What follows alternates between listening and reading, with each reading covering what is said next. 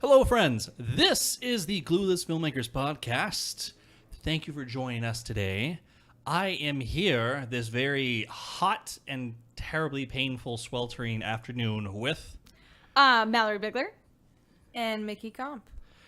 Thank you, you two, for joining me on the podcast. We're going to have a fantastic time here telling the world how little idea we know about much of anything. Yes, I'm perfectly qualified to be unqualified for To you. be clueless. Yeah. Oh, yeah. We've had Mickey on before, of course, but we've not had Mallory on the podcast just yet. So, Mallory, would you do me a favor and introduce yourself a little bit? Tell us what you're doing out here in LA and kind of like what your goals are, just briefly. Yeah, sure. I am out here in LA for an internship with Cartoon Network. I'm working in comedy development. It is so much fun. I basically just get paid to watch cartoons and learn more about them. And so it's very fun. I'm a student at BYU. I'm going back for one more semester, my super senior year, because unlike everyone else who's like, I really want to graduate, I'm like, I really want to not graduate and keep taking classes. And now that tuition has been posted, I'm regretting that a little bit, but it's fine. I feel you. Yeah, you know. Yeah. I'm studying screenwriting. Hopefully planning to come back here after I graduate and keep trying to do this crazy thing. Splendiferous. That word hurt me. Hey, I use that a lot. That's a fantastic word. Don't bash it. Oh. Mallory, have there been any kind of like little insights that you've gleaned from working at Cartoon Network that you're like you just never would have learned if you weren't in that position? Honestly, just kind of that being nice is important. Sounds kind of dumb, but it's just kind of like especially everyone there is super nice and super supportive and super like into helping you with everything you want to do.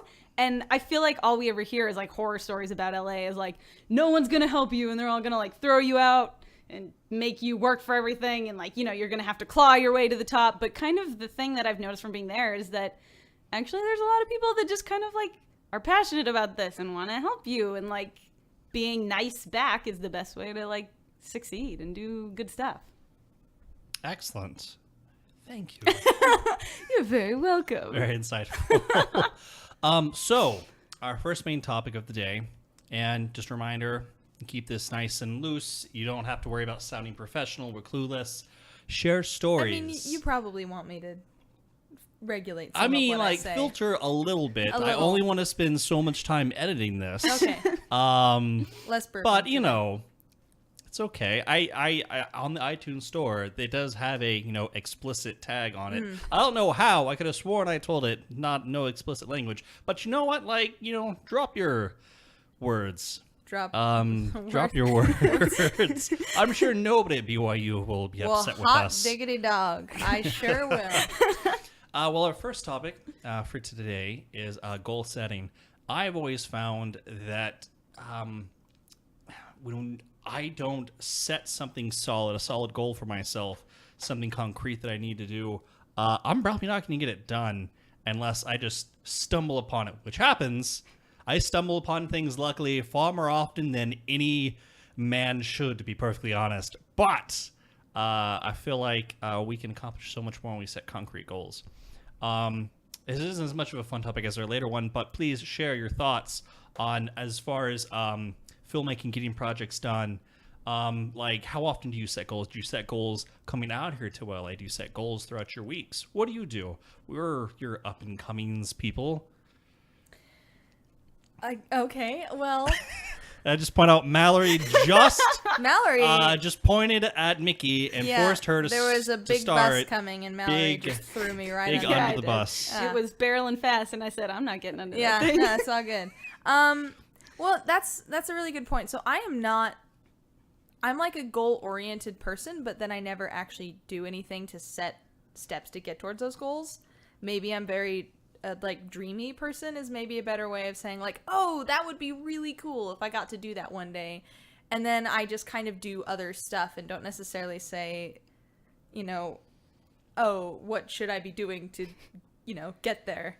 I think for me, one thing that has helped me is sort of viewing things like in much smaller segments of time. Instead of saying like, oh, one day I want to be this like great big awesome director actress combo, I have to say, all right, where would I like to be in the next 2 years that would kind of, I'd still be on that path. And I look at what I'm doing now and I try to, is what I'm doing now getting me that direction that I want to be in the next 2 years? Because it's really hard to shoot, like 50 years in the future or way ahead in the future, because that's still not very existent. I mean, 2 years isn't either, but Oh, 2 years. 2 years. I think 2 years is fairly reasonable. Yeah, you can picture that better. And so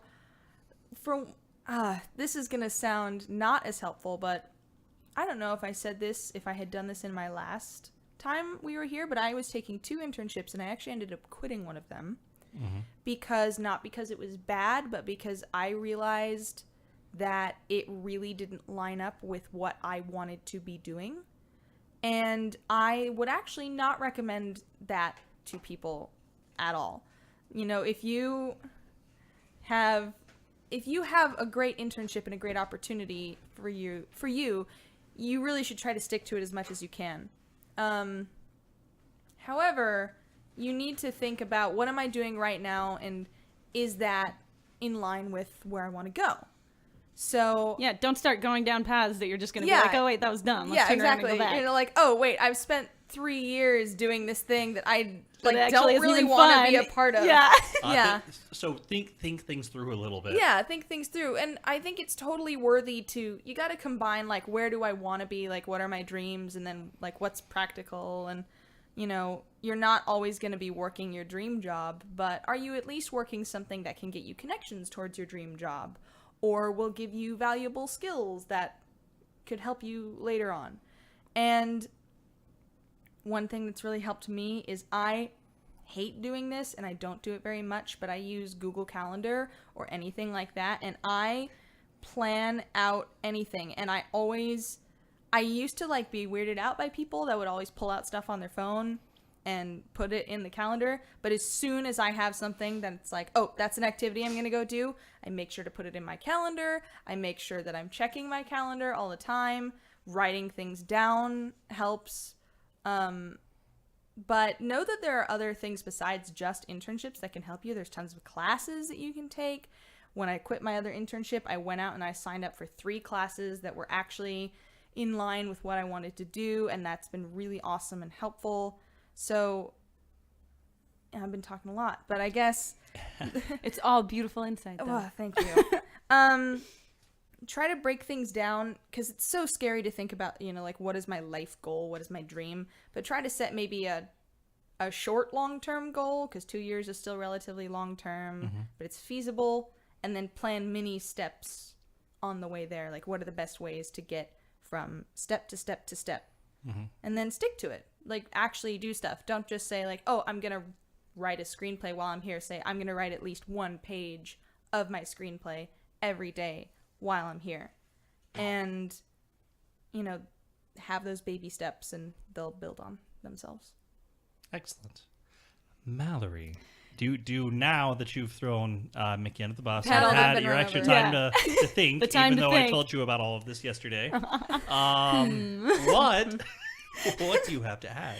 Yeah, I would just say, similar stuff. I feel like my problem is, because I am a screenwriter and I'm constantly just like, oh yeah, this thing would be really fun to make, and like this thing, and what if I wrote a script about this, and blah, blah, blah, and it's constantly just kind of like ideas, and then I have the idea, and then it just kind of like fizzles from there, and it's like, oh, well, maybe someday I'll work on that. So I guess just kind of my thought with that is like, nothing's ever gonna get done if you don't actually do it, which like is super obvious, but like I feel like it's something that even while I've been here, like I've had to sit and think about, because before I came here, I had all these goals. I was like, oh yeah, I'm gonna, write a whole, like you said, write a whole screenplay while I'm here. I'm gonna come up with 3 ideas for a screenplay I'm gonna do next time, and then I'm gonna start on this thing and that thing, and like I haven't done any of them. So I feel like it's just kind of lofty goals are great. You can make as many lofty goals as you want, but until you actually are like willing to sit down and work on them and do them and take the time every day to, however long it is, to actually sit down and plan it out and say, okay, I'm going to work on it for this amount of time every day, it's never actually going to happen.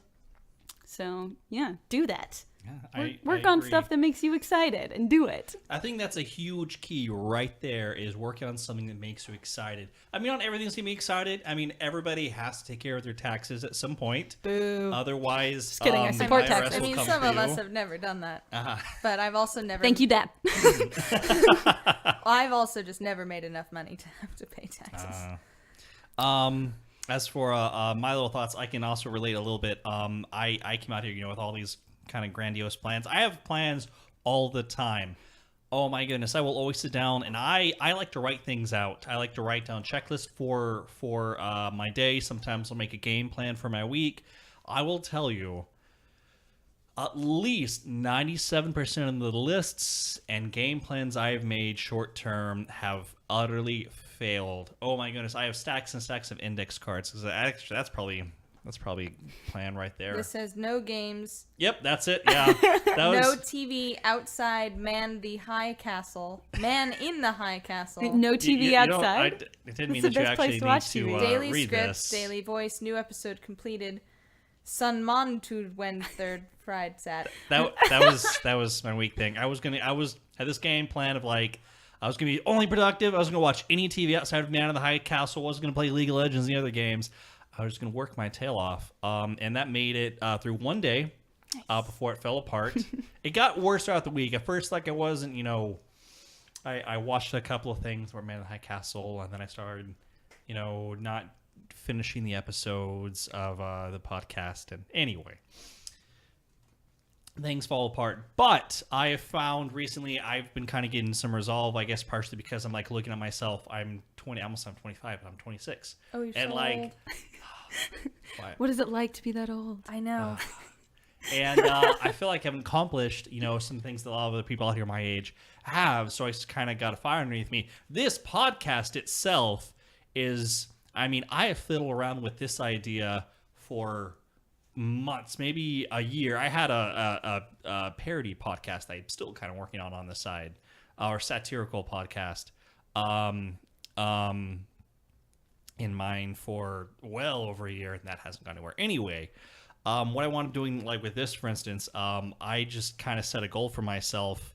I set some specific dates forward, some specific plans. And I told myself if I can get 5 episodes created, produced, I would quote unquote reward myself by buying more equipment, which is all this awesome stuff in Oh, it's front so of us. fancy. Oh my gosh, I love this equipment.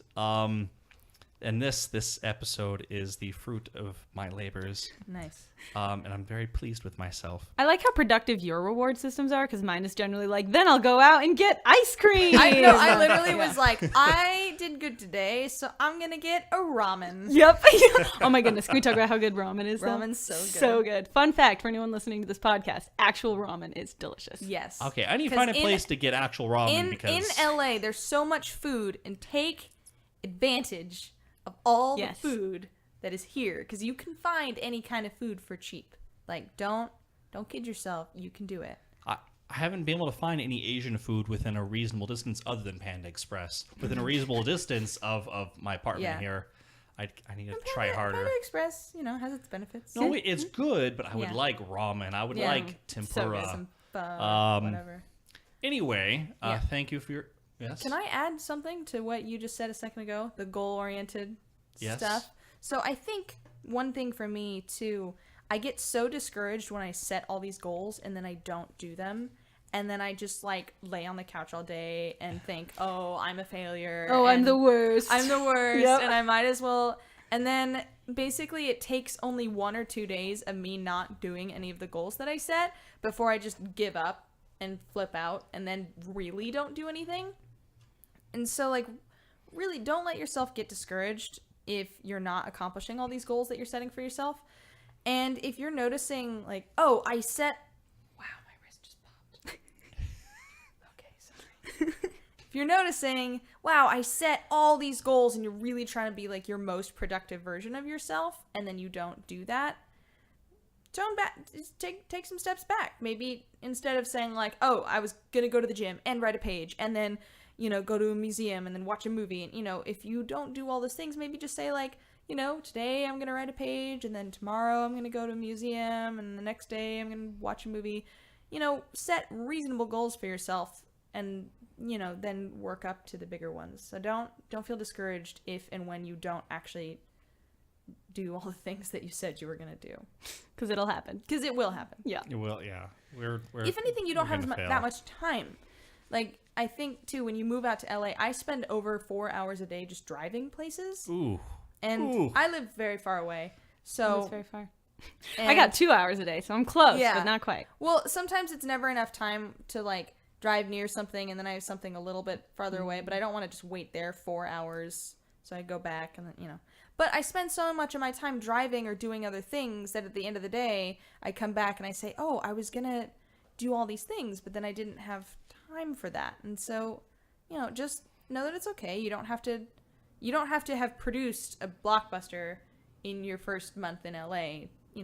Sometimes it's just like, I got out of bed today and I went outside and I did, and I took a shower, and I've tried jogging since I've been here. That's I don't do that, but I have gone to supposedly the gym. good for you. I don't see why people It's think lies. it's good for you. So hot. I can't handle it. But yes, I'm agreeing. Yeah. So just, don't let the moment that you don't accomplish your goals bring you down and keep you from Trying again. Yeah, trying again. Doing it more. Yeah, if at first you don't succeed, you'll fail several more times, but Yeah. you'll probably get close eventually. Yeah, don't give up. Anyway, thank you. We're going to move on to our more fun topic. Yes, please take water. Our more fun topic for the day. Thank you for including it in the podcast, Yeah, Mickey. I'm pouring it right by the mic. Mickey's thirsty. So we are all, very juniorish level filmmakers. We all have friends. We've seen student projects. We know what student projects are like. Sometimes our friends make terrible, terrible films and projects. Let's be honest. Sometimes we do. Many times we do. I think you're just talking about the ones I've made. We're all just like, we know who we're talking about. And when we here. say it's an intervention to be like, Michael, your films suck. Or Mickey, I guess. Is Yeah, everyone's going to walk out of the closets. They're going to have balloons in a bed. They're going to come around and hug you. Mickey, stop making films. How and this isn't just when they're terrible, but I always have a hard time giving serious criticism to my closer friends. Not necessarily harsh, just realistic. Like, hey, like you have some serious sound problems, or you need a different actor for this role, or something like that. What do y'all do in those situations, or do you completely avoid telling your friends that their work is terrible? Well, I think you need to read the situation. If your friend's just like, hey, I made a cool film, do you want to watch it? And they're not necessarily looking for criticism, and then you come in with all these criticisms, that's dangerous. Yeah. dangerous. But if someone's like, hey, I made a film, what do you think of it? And is genuinely asking for your opinion, I would always start with things that you like about it. Because there will be something I guarantee there will be no film that is so bad that you genuinely don't like any part of it. And it will be it's really hard to hear. So I just finished up a film that went online, and I didn't do very much work in it because I just acted in it. So my work was done in like a day. But it's taken us like a year to make it. And I shared it on Reddit because I was like, hey, here's this cool film. Reddit. And the only thing that anyone said was, well, this sucks. Aww. And it kind of really took the wind out of my sails. A lot of other people have really liked it. I had a good time making it. So, and that's just the world of Reddit. I should have known to not post it there. But, you gotta know, because, for me, it's like, oh, well, we've spent so long and making this film, and we worked so hard, and then this person just takes 2 seconds to be like, well, this is just dumb.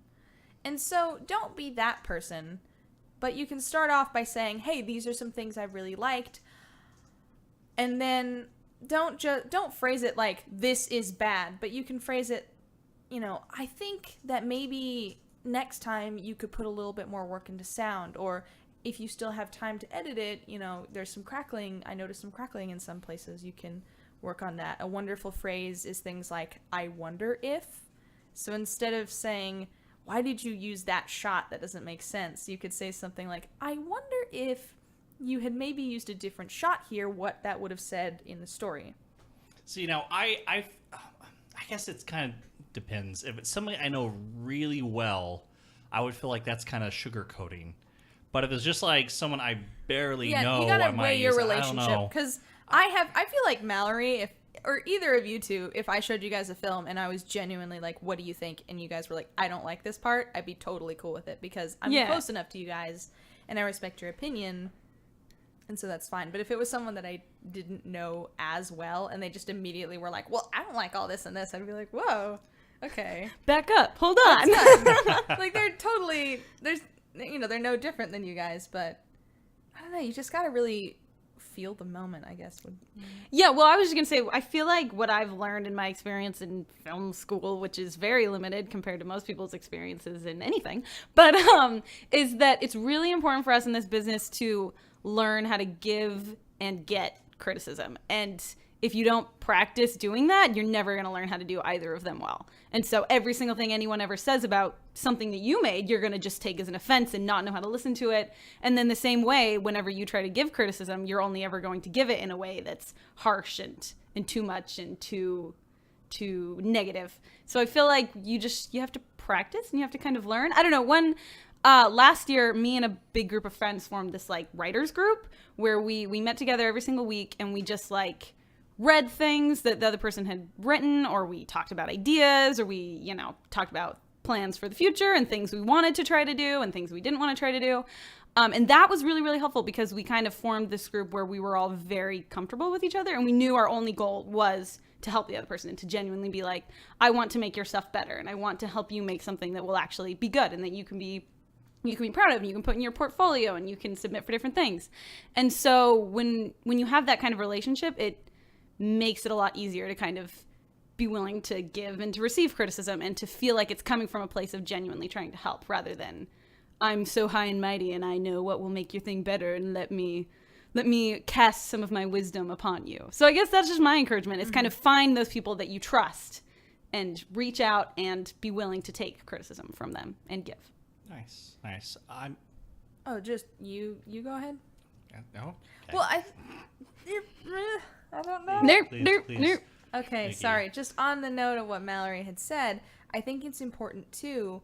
The more times you can hear criticism from other people, you'll be able to pick up the kinds of things where you think, oh, I really didn't like, I get what they're saying, but they said that really harshly. And then later, you can know not to say it that way to other people. So I think a really good way is if you have stuff, put it out there and really ask for people's real opinions about it. And it will sting, but then later, if and when a friend is asking your opinion, you'll have more experience knowing what it's like to receive that criticism.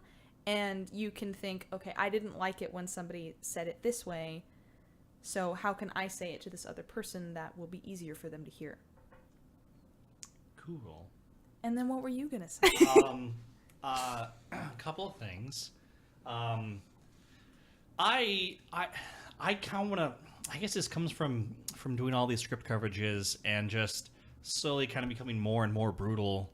Not brutal, I mean just straightforward, like, this thing isn't working. But I always my criticisms, coverage or otherwise, I try and offer a suggestion if I can. And I'm trying to bring myself so that I'm going this is so hard because it's not me, slightly more out of my way to tell people slight constructive criticisms when I can. And that's partly because that's what I want. I want people more often to nicely, kindly be like, hey, Weston, this thing, it's terrible.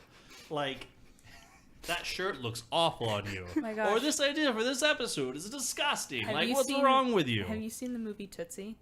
I have not seen Tootsie. Okay, there's a part where Bill Murray plays this, like, really shushy theater director, and he's, like, in the back of a party, and every now and then they cut to him, and he's talking, and he's just saying the weirdest stuff. Like, I only want a theater that's open in the rain. But at one point, he's like, I hate it when people come up and say, that's great. I just want someone to come up to me one day and say, what happened? What were you Like, thinking? yeah. And this is just reminding me of that. You're like, I just want people to come up to me and say, that was terrible. I Sorry. don't think I would want that. But, yeah. That's kind of in the spirit of things. I love constructive criticism. I feel like I'm more critical of myself than absolutely anybody else. And I'm always like second guessing my things on stuff. And whenever I put something out or I say something and like nobody comments and has anything constructive to say about it, I just feel like I'm just floundering. Like, is it that bad like, that you is it can't even say, like... terrible? Do you not care? Like, what can I do to make it better? Yeah. How can I make you love me? I have emotional problems. If this is like a different kind of like therapy thing, like we don't need This the entire mic. podcast is my very. You less get a nice expensive- comfy No, couch, I've some- actually some spent ice a lot of cream. money on this podcast. It's actually probably getting close to what my therapy would cost with it, as much as I've spent between various There we items. go. There we go. Okay, well, looking at our time, we need to move forward to my favorite part of every episode, or our closing part, the sharing of awkward stories. Mallory, Oh, please shoot. tell me you saw that in the message. I did, but I was trying to think of a good one, and I can't think of, like, a really good one. Okay. Well. Okay. I'm Mickey, sorry. you're always ready with awkward Yeah, yeah, stories. start it up, please, yeah. please share. So I'm gonna backtrack just really, really quickly. Is that okay? I'll try to make it quick. Not allowed. Okay. No, you well, must... this gives you a chance to think of an awkward story. True, okay, do it as long as you Mallory's want. too perfect to have an awkward Oh, story. that is not but true. with giving criticism, I think just the main thing is not sounding like or saying things that make you out to be a better filmmaker than the other person. Like, don't say it like, oh, I know better than you and this is what you should have done. Like, really try to avoid saying things like, oh, well, if I had done it, I would have done this. So as long as you are, being nice and not trying to say anything in a way that makes it sound like you think you're better, you're good. Okay, awkward stories. Yes. I've had a lot while I've been here.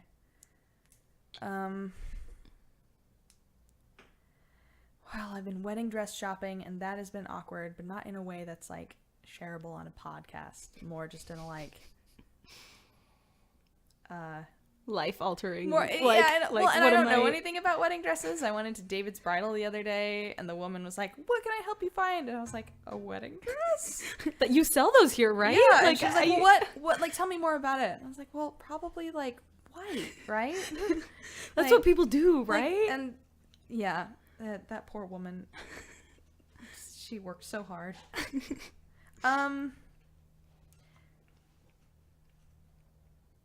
So on my first day, not my first day, but my first week of one of my internships, I don't know if I talked about this the other time, but we have this weird thing with parking, and we have a parking garage next door, and you have to pay a buttload of money to park there. But luckily, interns get parking validation.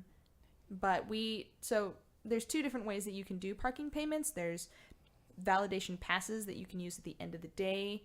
But the way we do it is we have this, like, it's like a parking credit card, and they have lots of copies of them in the office, and you sign one out at the beginning of the day, and then when you go into park, you beep it, and the gate will open for you.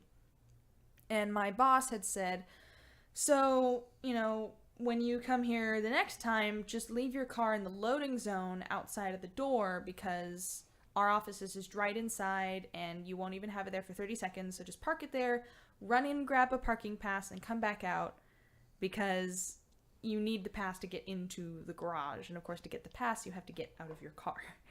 Seems like a flawed system. It's a very flawed system, but, it is what it is. And because the interns don't get to take them home with them. They have to get them out of the office. Fair. We are just interns. Yeah, I know.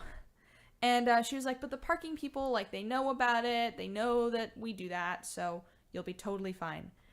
So the next day comes around, and I do that, and I run in the building, and I'm running as fast as I can. I come out, I swear I am not even gone for 30 seconds.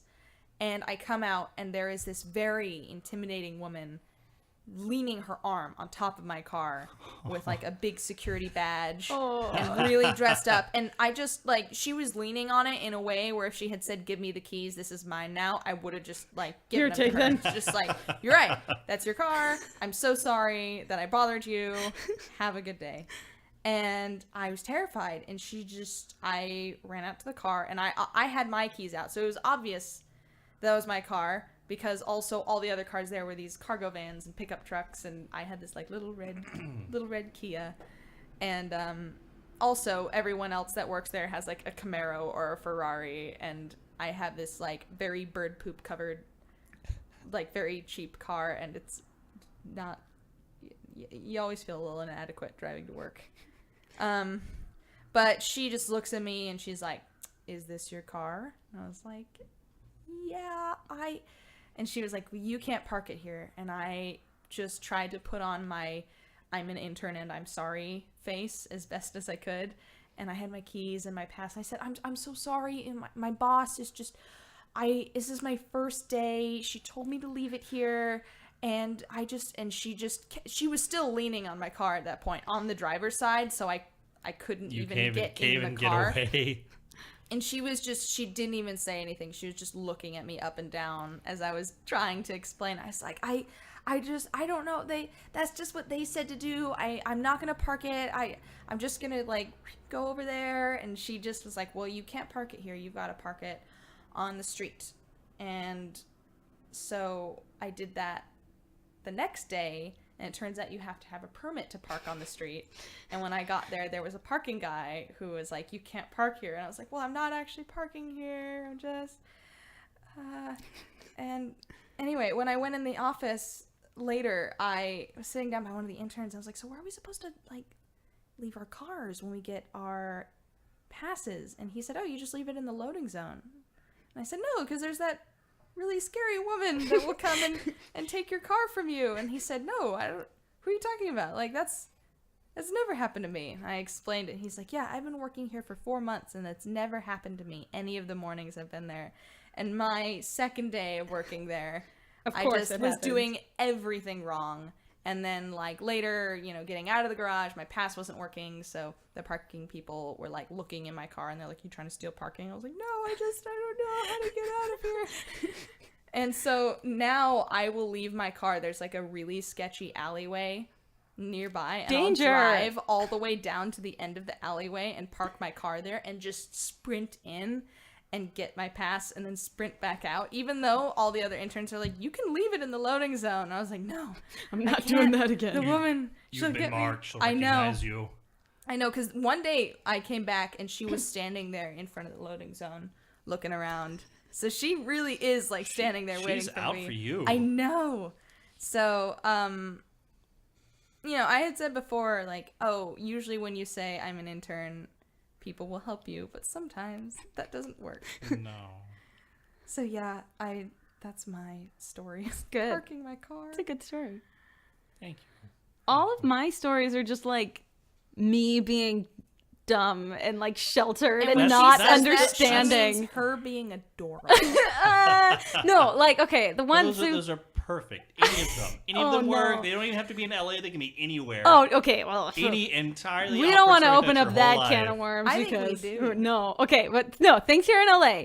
Number one, the first thing that I think of is like the Walmart by my house is like apparently fancy and like Costco. Well, I'm sorry. Fancy Walmart. Apparently, you have to That's- like number one, they don't give you bags. You have to have like the reusable That's bags. all of it. Oh, they don't even have the paper bags? No, like No. you can't buy them. You And can't all the even Walmarts buy I've them. been You can to only have so buy- many bags and are like really ghetto and sketchy. No. So this is You can only buy like the Wow. reusable ones, and like every time I don't bring my reusable bag, and I'm like, I'm not buying a new one every time, so I just walk out of Walmart with like 20 things in my arms. I'm like, this is fine, but you are also apparently supposed to like check your receipt, and they like check it off, and are like, you didn't steal anything or something. I don't know. I've never been to Costco, so I don't really understand the point of the like check your receipt thing, but they do that at Walmart here too.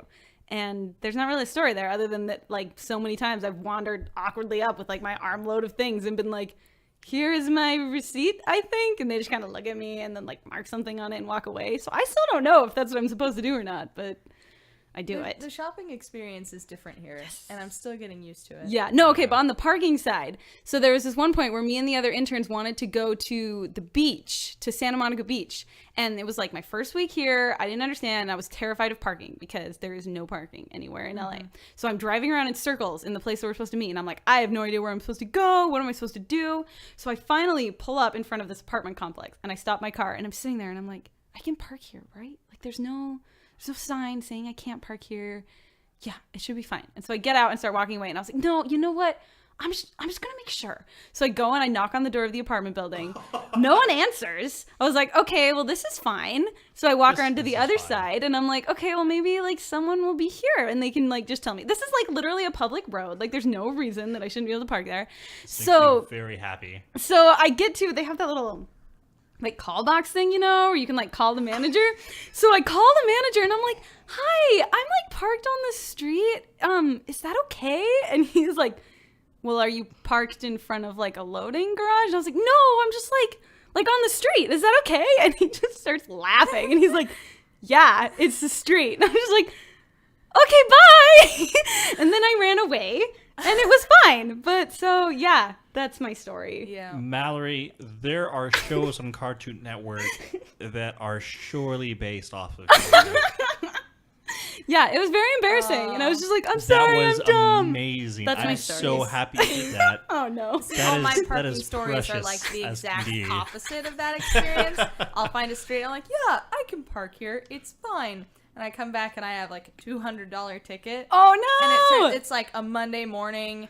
And it turns out that you can't park there on Monday mornings from like 8 a.m. to 10 a.m. Yeah, the signs. But They'll when get I ya. had parked there at like 7:45, and then I came back at like 10:15. So there were all these other cars there when I went there, and when I came back, I was like, why am I the only one with a ticket?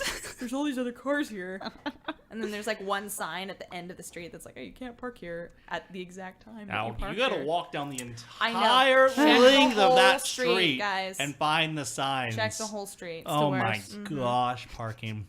We Yeah. could have an entire podcast About based parking. entirely If you're on willing parking to and drive driving. like Goodness. at least 2 blocks away from wherever your thing is, you can usually find some side street. unless it's here. Yes. This is, Fun fact, this I is drove probably- around for 45 minutes before I found a spot. And then Weston was finally just like, oh, you poor child, come park in this garage. And I was like, okay, I'm sorry. Yeah. So, But I mean, yeah. depending, even in some areas, if you're willing, you might find like 2-hour parking, which is Yes, better than nothing. that's true. And then you just go move it it to another spot. Yeah. Yep, And that's so the key. if you're willing to say, I'm going to park up to like a 2-minute walk away from wherever the thing is, your options open up a lot. So be willing to do that. That is our lasting advice. Try the food and park Try the far food away. and park far away, but you will have awkward parking stories. Yes. Oh my gosh, absolutely. Well, we're gonna wrap it up right there. Thank you everybody for listening. Thank you, Mickey. Thank you, Mallory. You're very welcome. We will have to do this again sometime. It is very fun. We should have Mallory on more because she's super adorable and all of her stories are great. Oh my gosh, that story was absolutely amazing. Oh, that's so my embarrassing. gosh. It's fine. Uh, Is that okay? Mallory's like a Disney princess. No! In like a modern real world sense of it. No. I mean the charm and innocence of it. she just needs like little animals. That Oh come to my her when she goodness. sings. Okay. Okay, well, that's our time. Thank you, everybody. This has been the Clueless Filmmakers Podcast. We will catch you next time. Have a fantastic day. Ah.